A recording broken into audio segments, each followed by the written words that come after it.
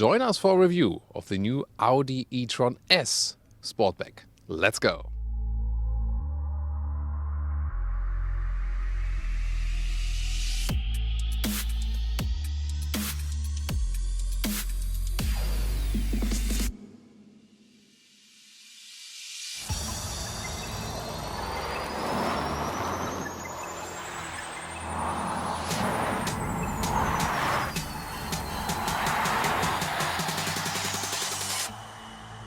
In the front we can already see a strong look here for the S model.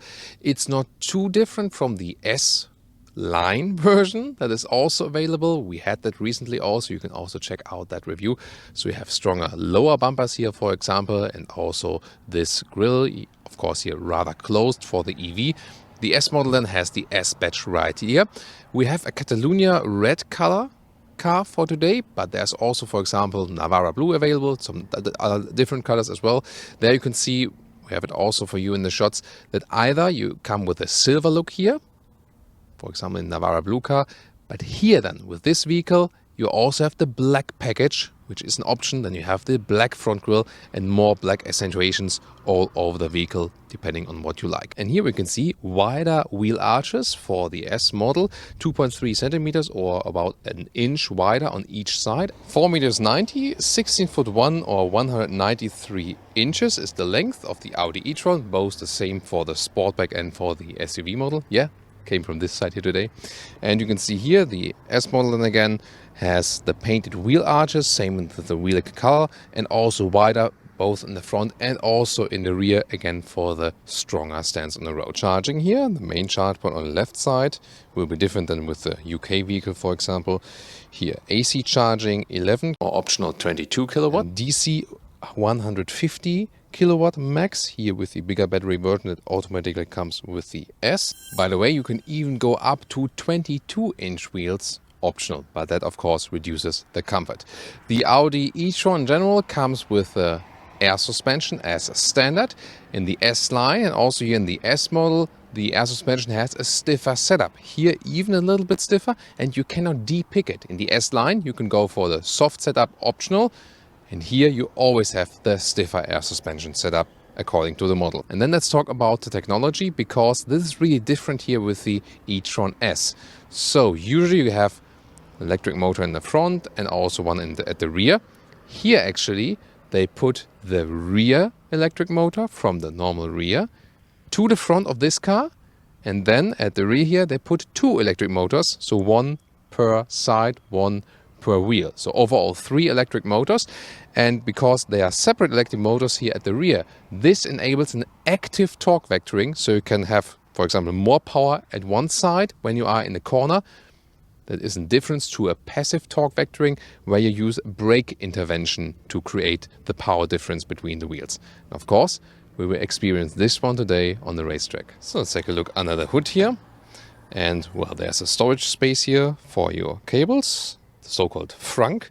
Of course, a nice solution then, although there could be more space, but remember this was not originally an all-electric platform, so it's more an adapted electric vehicle, so to say. And we can see some of the electric components right here, and let me talk about the figures. First of all, there are 2 different battery sizes for an Audi e-tron in general. Here the e-tron S gets the bigger battery automatically, and that is 95 kilowatt hours of capacity gross. The net would be 86 kilowatt hours. With that you can also then calculate according to the energy consumption, which is about, in our test here, about 25 kilowatt hours on 100 kilometers. Then you can also calculate the range, which is about 320 kilometers of range or about 200 miles of range, whereas the non-S model was a little bit better, 370 kilometers or 230 miles. So you lose a little bit of range due to the new hardware setup, but of course you get more power. 500 horsepower is the power peak and almost 1,000 Newton meters of torque. That's of course very massive. Acceleration figure 4.5 seconds to 1 kilometers or 62 miles an hour, and this is really faster than the other model, which would have 5.7 seconds, so almost 1.5 seconds quicker than in the acceleration test.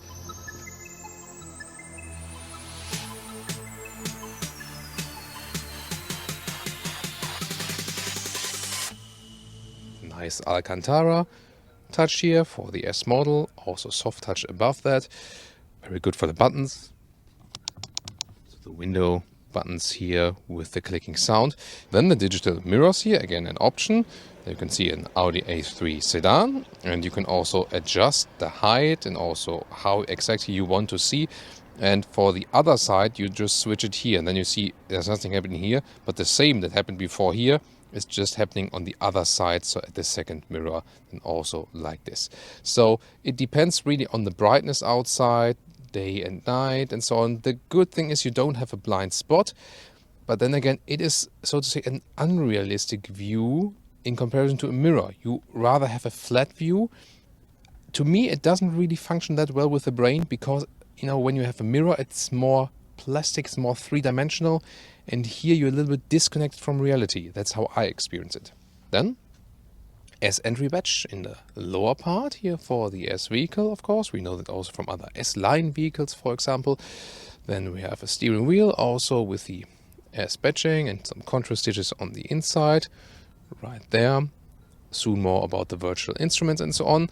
And the S model also comes standard with sport seats. It starts with standard sport seats with separated head restraints, and optional these here, the S sport seats with integrated head restraints. Usually both come with Alcantara on the inside as standard. Here optional animal skin. It also depends on the market. Here the cockpit overview. Again, a very clean setup, hardly any real buttons left. You can have a different view like this, and of course you can also put in the GPS map, either just small or also all the way over the place. And now a look at the head-up display here of the Audi e-tron S. It's a very nice option, and you can see the current speed, the allowed speed, and also some GPS information. By the way, the top speed here of the e-tron S is 210 kilometers an hour or 130 miles an hour. And now to the rear, also easy entry. And you have enough legroom right here, so for tall adults, absolutely no problem. This is the Sportback, so there is a little bit less headroom, but you can see here with one with A6 or 6.1, even if I put myself back, it still works. Of course, the SUV classic form would continue a little bit further here, and obviously a little bit more space if you're, for example, even taller than me. We have some manual shades here, especially for the kids also, and it's really good. Nice and upright seating position here in the rear, so can't complain about that at all. It's really good also for longer term. So let's open this electric hatch. Instead of 600 liters with the SUV, you have 555 liters here with the Sportback. The only thing you lose here is a little bit height right here, but I think you can rather live with that. So still very well usable trunk. This one can be removed actually, and below this net you can also remove that.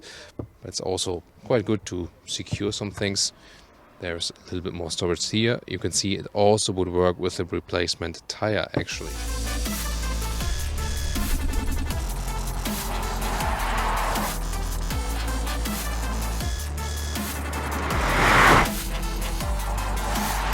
Welcome to Thomas's Active Driving Lounge with the Audi e-tron Sportback S, or e-tron S Sportback, however you want to take it.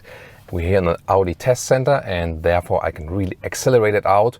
4.5 seconds to 100 kilometers or 60 miles an hour is the official figure. Can we reach it?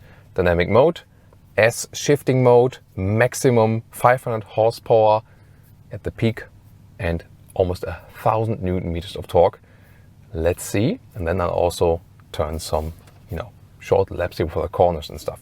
Let's go.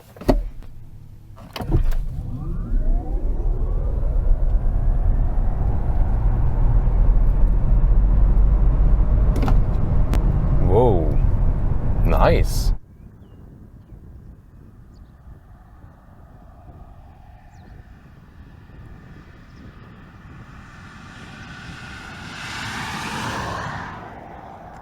That was 145 kilometers an hour. So quick. Wow, really cool. And I mean, how silent and smooth this acceleration came. Of course, here the Tesla Model S performance or the Model 3 performance model, they give you more boost, but this is of course here also a heavy car, and still really, really cool from that performance. And of course, you do feel a difference to the normal e-tron models here.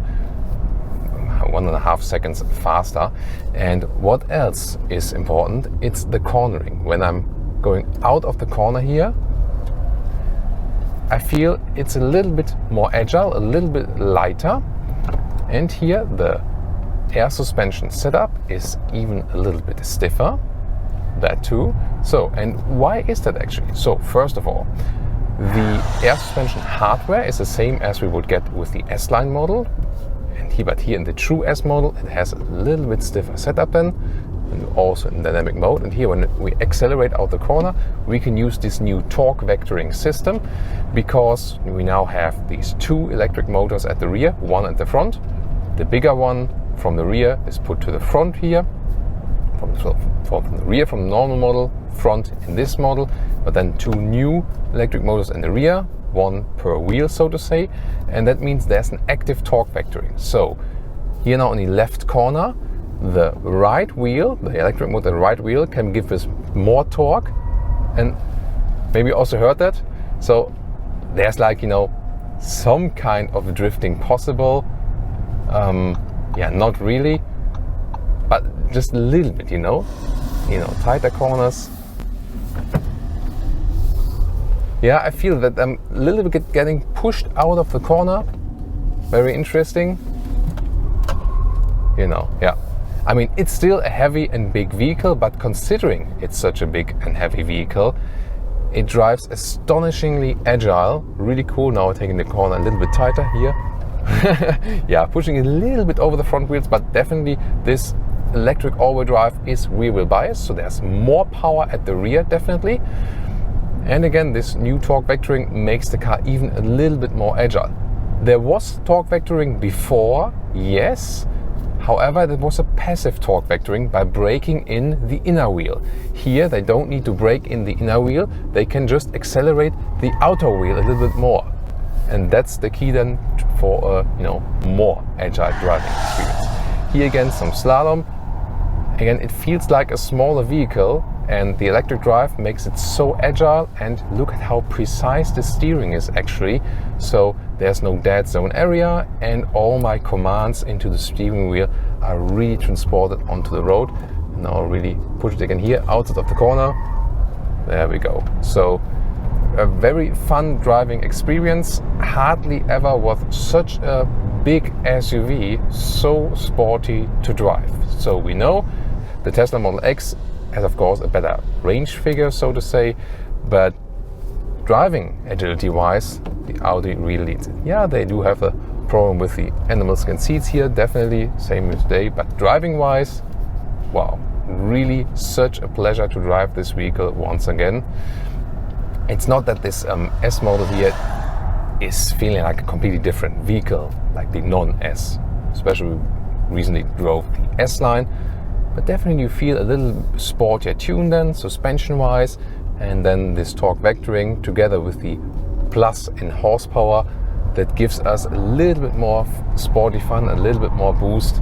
So really impressed here what we experienced on the test track.